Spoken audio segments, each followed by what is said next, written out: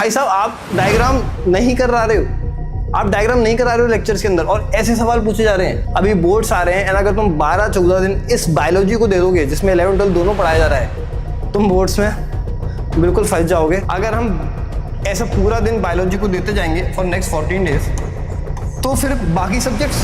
So hi everyone, this is doctor Parth Goyal. कैसे हो सारे? सर मुझे ना कुछ दिनों पहले अपने चैनल पर एक कमेंट आया था, मैं तुम्हें कमेंट बताता हूँ।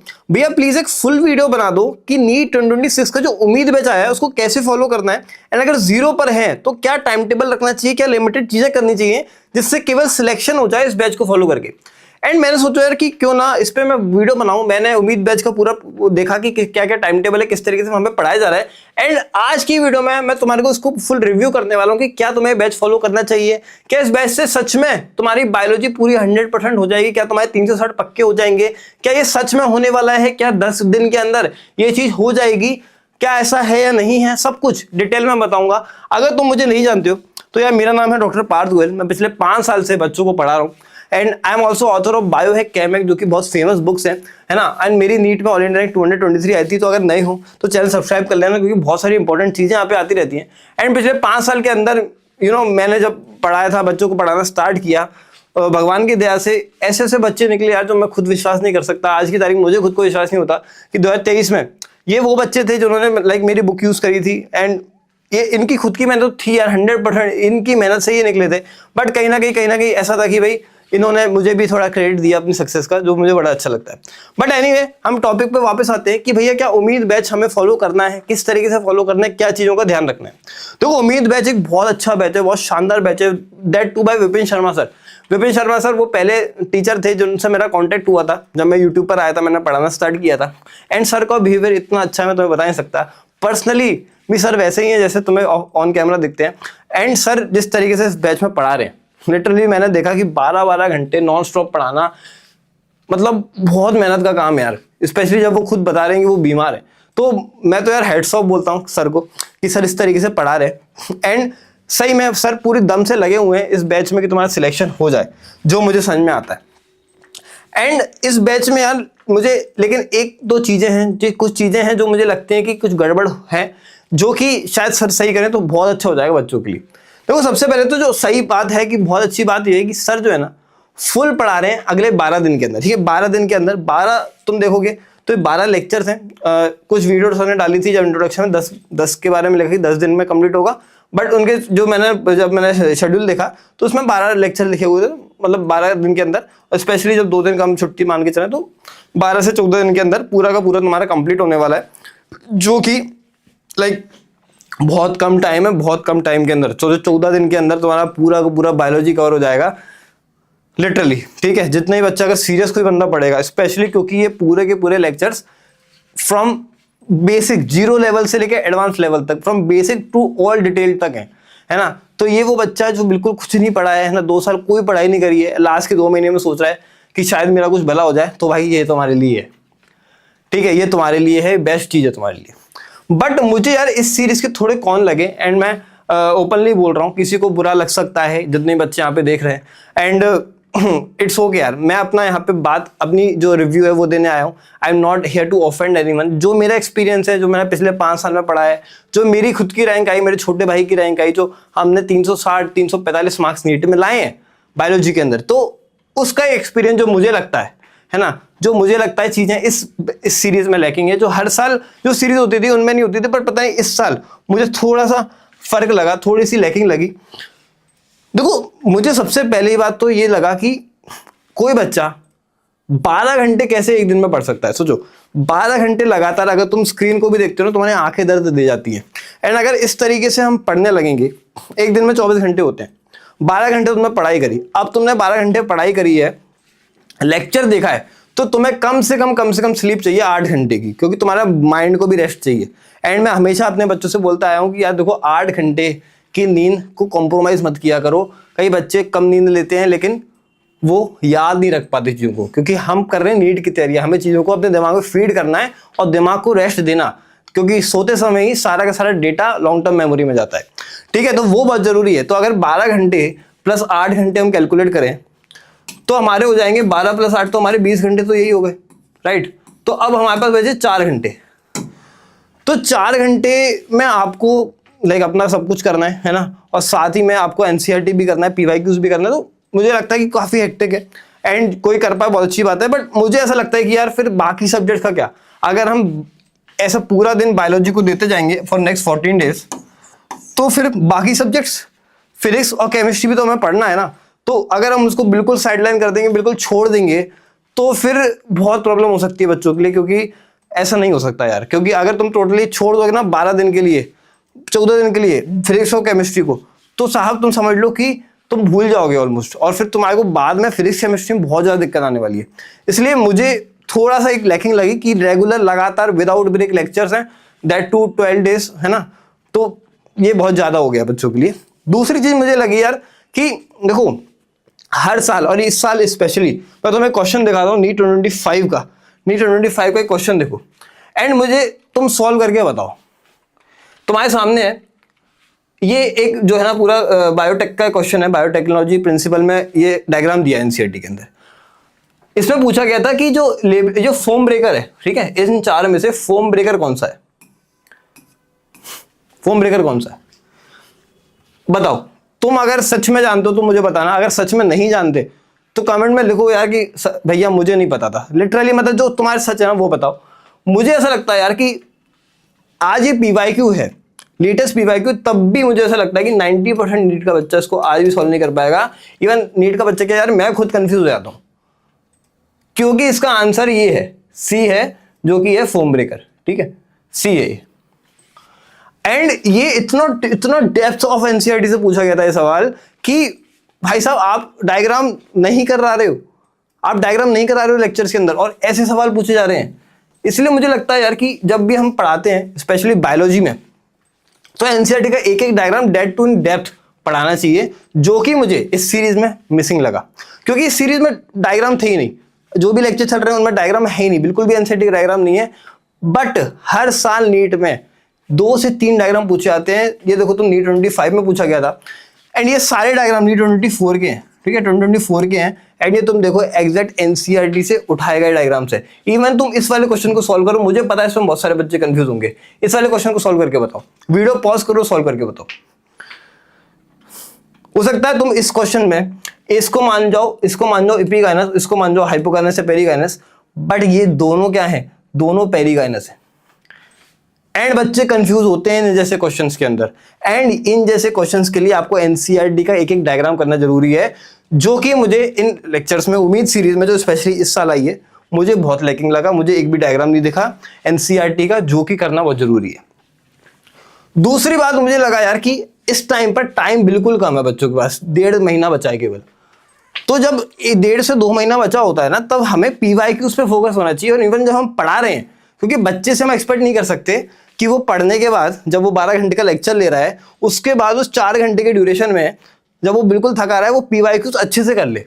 तो जब हम पढ़ा रहे हैं ना, उस टाइम पर ही पीवाईक्यूज करना चाहिए, जो कि मैं कराता हूँ यार। देखो मैं इस तरीके से पढ़ाता हूँ, जिसमें कि मैं पीवाईक्यूज को मेंशन करके रखता हूँ अपनी स्लाइड में। अभी जो मैं लेक्चर ले रहा हूँ स्पेशली, उनमें मैं ये चीज करता हूँ, क्योंकि मुझे पता है कि बच्चा रजिस्टर करेगा पीवाईक्यूज को। जब मैं पीवाईक्यूज को मेंशन करूंगा ना, तो जब मैं बोलूंगा लेक्चर में, मैं बोलता हूँ कि यार ये पीवाईक्यू मैं इसको रजिस्टर करो अपने दिमाग में और ज्यादा कंसंट्रेटेडली, क्योंकि 70% नीट का पेपर तुम्हें ही पता है पीवाईक्यूज होता है। 70% नीट का पेपर तुम्हें पता है क्या होता है, पीवाईक्यू होता है।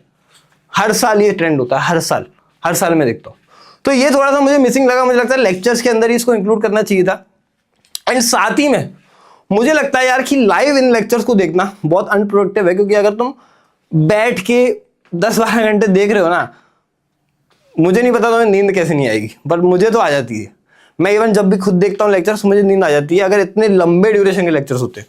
या मैं थक जाता हूँ, मैं मोबाइल बंद कर दूंगा कि मेरी आंखें मतलब दर्द दे जाएंगी, है ना। तो मैं रिकमेंड नहीं करूंगा कि तुम लाइव देखो इस लेक्चर को, क्योंकि बहुत ज्यादा लो प्रोडक्टिविटी है यार। तुम लाइव की जगह जब तुम रिकॉर्डेड देखोगे ना 2x पे या 1.5x पे, तो तुम्हारी प्रोडक्टिविटी बढ़ जाएगी, तुम्हें चीजें रजिस्टर भी होंगी और जल्दी होंगी। तो भैया अगर हम यूमीद बैच को यूटिलाइज करना है, तो क्या बेस्ट तरीका है आप बताओ। देखो मैं मानता हूं कि अगर तुम एक बिल्कुल ऐसे स्टूडेंट हो जो बिल्कुल जीरो है, जो बिल्कुल पढ़ाई ही नहीं करी है ना, 11-12 बिल्कुल जीरो है और कुछ नहीं करना, कुछ नहीं करा है, बेस्ट है तुम्हारे लिए उम्मीद सीरीज। बट अगर तुम वो बच्चे हो जिसको आता है, जिसने पढ़ा है, 12th पास करी है अच्छे मार्क्स के साथ है, और या ड्रॉपर है या अभी 12th की तैयारी कर रहा है, 12th के बच्चों को तो मैं रिकमेंड बिल्कुल नहीं करूंगा ये वाली सीरीज, क्योंकि ये बिल्कुल तुम्हारे लिए नहीं है। अभी बोर्ड्स आ रहे हैं, अगर तुम 12-14 दिन इस बायोलॉजी को दे दोगे जिसमें 11-12 दोनों पढ़ाया जा रहा है, तुम बोर्ड्स में बिल्कुल फंस जाओगे। तो उम्मीद सीरीज 12th के बच्चों को तो यार देखो मैं बिल्कुल रिकमेंड नहीं करूंगा। अब जो ड्रॉपर्स हैं जो बिल्कुल जीरो हैं वो इसको देख सकते हैं, लेकिन अगर तुम वो ड्रॉपर हो जिसने बायोलॉजी पढ़ी हुई है, 11-12 तुमने पास करा है अच्छे मार्क्स से, तो फिर मुझे लगा कि वो ओवर सिंप्लीफाइड पढ़ा रहे हैं काफी, बट स्टिल अगर तुम्हें करने हैं तो यार देखो मैं तुमसे बोलूंगा कि तुम रिकॉर्डिंग देखो, एक दिन बाद जब लेक्चर कंप्लीट हो जाए रिकॉर्डिंग देखो 2x पे, तुम्हारा लेक्चर आराम से 5 से 6 घंटे में कवर हो जाएगा। तुम्हारे को 12 घंटे नहीं देने पड़ेंगे लाइव के, तुम स्किप भी कर दोगे जो बीच बीच में ब्रेक्स होते हैं, तो तुम्हारे को जल्दी कवर कर पाओगे, हो सकता है 4 घंटे में ही कवर कर पाओ, जो बिग डील है यार, क्योंकि तुम्हें अपना टाइम सेव करना है। दूसरी बात, क्योंकि तुम्हें फिजिक्स और बायोलॉजी भी तो, फिजिक्स और केमिस्ट्री भी तो पढ़ना है यार, है ना, दोनों बातें। इसके बाद जब तुम एक रिकॉर्डिंग देख लोगे ना, उसके बाद तुम एनसीईआरटी पढ़ो, और साथ में एनसीईआरटी के जितने डायग्राम्स हैं वो पढ़ो, क्योंकि मेन हमें एनसीईआरटी का डेटा याद रखना है, बाकी कुछ भी याद नहीं रखना। देखो मैं तुम्हें एक बात मानता हूं, मैं एक बात सबको बच्चों को बोलता हूं, लेक्चर से फर्क नहीं पड़ता, फर्क उस चीज से पड़ता है कि आप सेल्फ स्टडी कितने अच्छे से करते हो। आज मैं जो रैंकर बना, या मैं जितने भी रैंकर्स को देखता हूँ, जितने भी एम दिल्ली मैमसी बच्चे पढ़ रहे हैं, उनसे जब भी मैं मिलता हूँ वो एक ही बात बोलते हैं, सर हम जो है ना सेल्फ स्टडी के दम पे बने, हमने बैठ के किताब के साथ जूझा है, और एक एक चीज जो किताब में लिखी ना उसको दिमाग में हमने रजिस्टर कराया है, उसको बिल्कुल हमें दिमाग में लॉन्ग टर्म मेमोरी में बिठाया है, तब जाके नीट निकला है।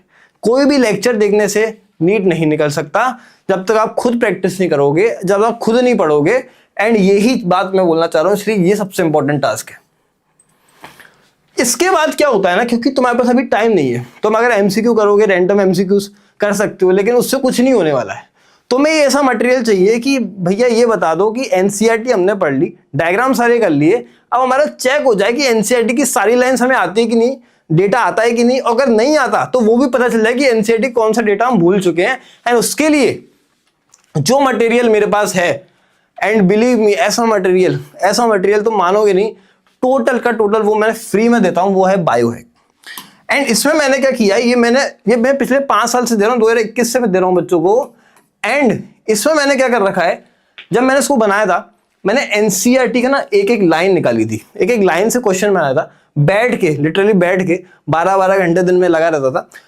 एंड मैंने क्या किया था, सारे डायग्राम्स की लेबलिंग हटा दी थी, और इसको एक पीडीएफ फॉर्मेट में अपने सारे बच्चों को दे दिया था। एंड ये वो चीज थी जिससे आज तुम जो रैंक्स देख रहे हो, EIR 8, EIR 35, EIR 28 हर साल आते हैं, वो ये चीज की वजह से। क्योंकि वो क्या करते हैं, वो इस डायग्राम की लेबलिंग करते हैं, अच्छे से करते हैं, एक एक लेबलिंग को रट लेते हैं, क्योंकि उनको मटेरियल मिल जाता है। ये जो लेबलिंग है इसका आंसर तुम्हें बैक में मिल जाएगा उस पीडीएफ के, तो तुम क्रॉस चेक कर लोगे कि तुम्हारे को लेबलिंग याद हो गई कि नहीं। ये जितने भी पॉइंट्स है अगर तुमने को सॉल्व कर लिया, तुम्हें पता चल जाएगा एनसीईआरटी तुम्हारे को पूरी दिमाग में कंटेस्ट हो गई। अब अगर कोई पॉइंट तुम्हारा भूल रहे हो तुम, तो उसको तुम सर्कल कर लेना, एंड अगले दिन तुम्हें क्या करना है, कंटेस्ट करके अगले दिन जो है केवल उन सर्कल वाले पॉइंट्स को करना है जिसको तुम भूल गए थे, जो एनसीईआरटी के थे, जिससे कि तुम्हारे को वो एक्टिव रिकॉल के थ्रू फिर से रिमेंबर हो जाएंगे। स्पेस रिपीटिशन बोलते हैं इस मेथड को। एंड ये जो मेथड है ये इतना ज्यादा सक्सेसफुल है, इतना ज्यादा अच्छा है कि तुम देखोगे तो ये सवाल नीट 2025 में आया था। एंड ये सवाल मैंने 2021 में ही बच्चों को दिखा दिया था, जो बाद में 5 साल बाद आया था। एंड ये सवाल टेक्स्ट में दिया ही नहीं एनसीईआरटी के, ये सवाल थ्योरी में दिया नहीं है, ये सवाल इंट्रोडक्शन में दिया है, जो कि बाद में रियलाइज हुआ बहुत सारे लोगों को कि यार ये इंट्रोडक्शन भी पढ़ना होता है। वो मैंने पहले से ही निकाल के रखा था, क्योंकि मैंने पूरी एनसीईआरटी पढ़ी थी।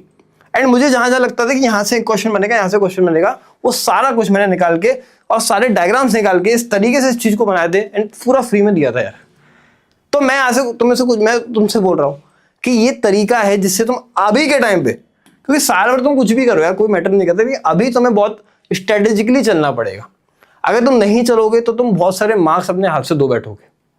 एंड जो बंदा स्ट्रेटेजिकली यूज करेगा इन सब चीजों को, वो बंदा होगा जो अपने मार्क्स सबसे ज्यादा बूस्ट करेगा। मैं बताऊं, नीट का game is all the game of last 3 months.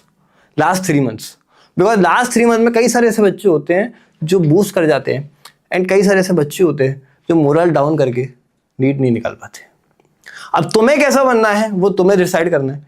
मैं यहाँ पे खड़ा हूँ तुम्हारे लिए, ये पूरा का पूरा मटेरियल तुम्हें देने के लिए।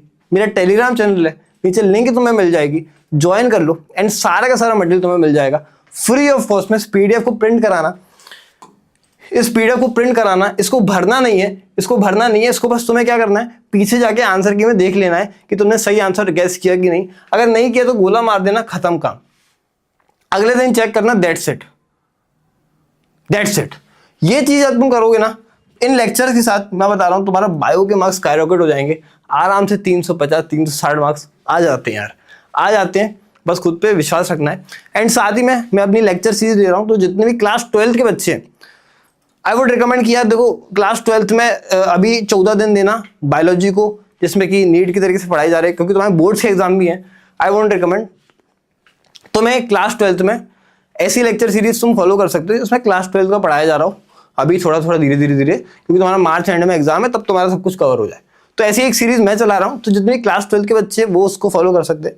बाकी है तुम्हारी मर्जी है ना, बाकी तुम्हारी मर्जी है। तो तब तक के लिए बाय, ऑल द बेस्ट, लगे रहो, मचाते रहो एंड इस बार नीट निकालना चाहे कुछ भी हो जाए, ठीक है, चलो बाय।